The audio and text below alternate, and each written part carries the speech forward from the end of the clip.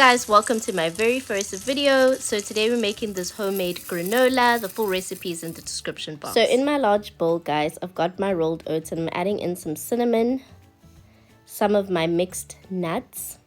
And then you want to mix this very well, guys, incorporating everything together, and you want to set your bowl aside.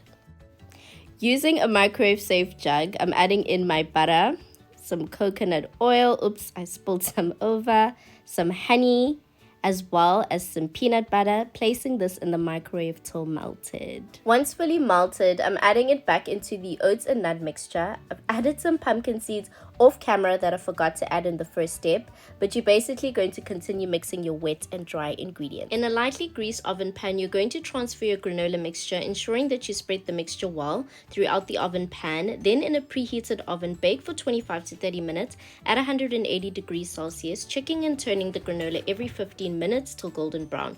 Once out of the oven, this is what it should look like, guys. You want to allow your granola to cool down completely before serving. And guys, I'm having my granola with some strawberries, some blueberries, some honey, and plain yogurt. You can pretty much have your granola with whatever you like. The full recipe will be in the description box, and don't forget to like, comment, and subscribe. I will see you next time. Bye, guys.